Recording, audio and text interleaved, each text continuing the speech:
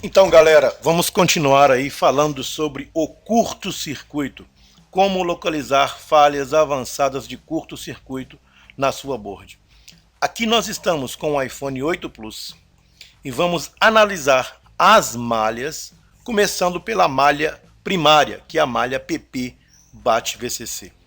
É da bateria que nós temos a corrente em tensão para gerarmos outras malhas. Então, tudo se inicia na malha PP_BAT_VCC. Power Positive, Battery, Voltage, Coletor Constante. Então, nós temos aqui a malha PP BAT-VCC no conector J3200. Aqui é o local onde é inserida a sua bateria e onde o positivo vai entrar.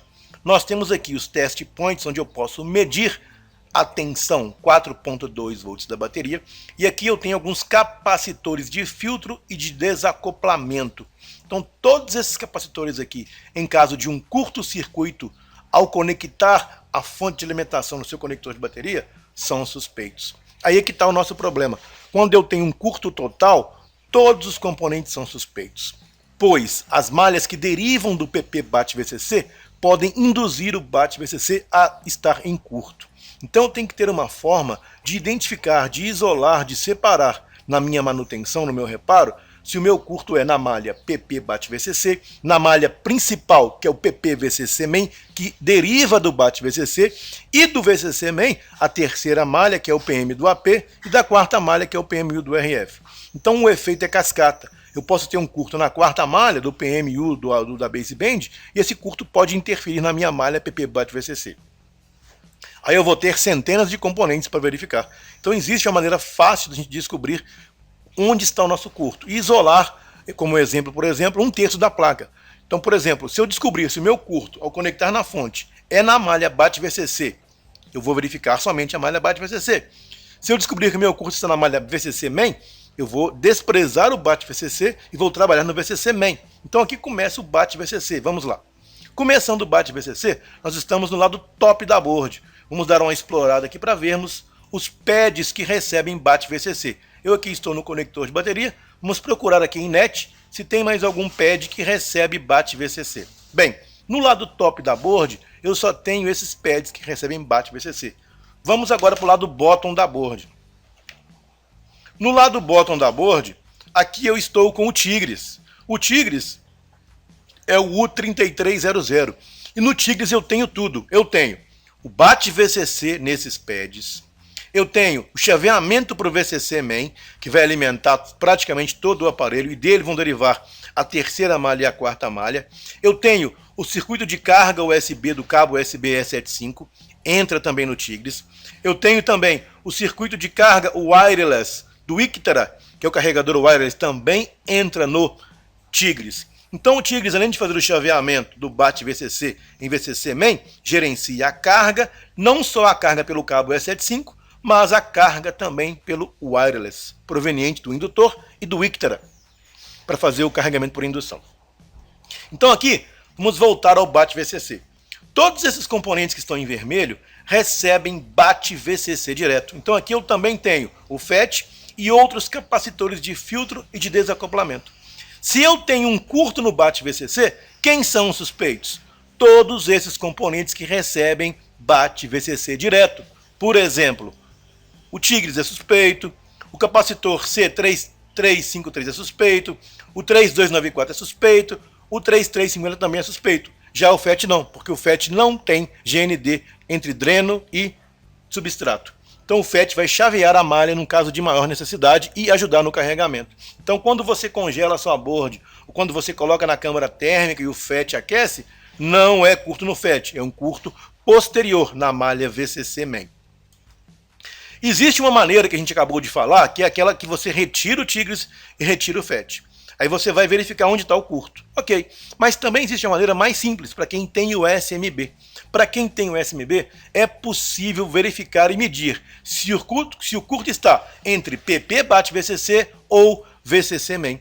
Como vamos fazer isso? Então, muito simples. Então, vamos pegar o diagrama, vamos pegar o SMB na calibração de caixa baixa. Então vocês vão ver o vídeo como calibrar seu SMB para caixa alta e para caixa baixa. Vamos usar aqui a calibração baixa. Vamos pegar o primeiro capacitor, qualquer um desses capacitores que recebem BAT-VCC. Vamos medir no modo comparador o valor de tensão e corrente. Por exemplo, no capacitor C3350.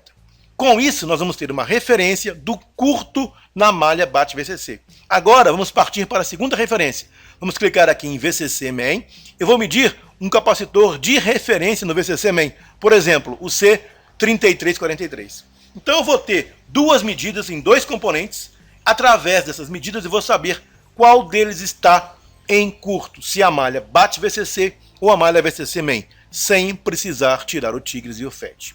Depois disso, quando eu descobrir onde está o meu curto, eu vou usar o SIC. Por exemplo, se eu tenho um curto no VCC Main, todos os componentes do lado bottom aqui só estou. Todos aqui em vermelho recebem PP VDD Main. Porém, esse é só o lado bottom. Eu tenho qualquer um desses componentes que estão aqui, qualquer um desses capacitores podem ser suspeitos do curto.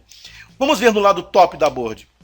Do lado top da board, eu também tenho vários componentes que recebem PP VDD Main. O grande processo para localizar curto aqui é dividir a sua board em etapas, em fazendas, em sítios. Então eu tenho aqui uma fazenda, eu quero ler referências de cada ponto da board. Então, por exemplo, eu tenho a parte aqui de RF. Então eu vou medir aqui na parte de RF 4, 5 capacitores e vou anotar o valor. Eu tenho aqui a parte da baseband, eu tenho aqui a parte da CPU, eu tenho aqui a parte do NFC. O que eu vou fazer? Vou pegar componentes e vou medir vários capacitores na board para setorizar o valor de cada região. Por exemplo, aqui eu tenho o Power Manager. Vou medir aqui 1, 2, 3, 4, 5 capacitores no Power Manager e vou anotar os valores. Então vou chamar aqui de U2700, anotei os 5 capacitores. Vou para a região do PMU. Vou anotar aqui 4, 5 capacitores do PMU. Vou ter a região do PMU. Vou pegar o CI de áudio. E vou pegar toda a parte da placa e dividir. Vou pegar o Wi-Fi. Vou anotar aqui 3, 4 capacitores no Wi-Fi. Eu quero ter uma referência de quais são os capacitores que podem ser o curto. Com essa referência, eu consigo saber onde está o curto pela queda de tensão. O SIC faz isso.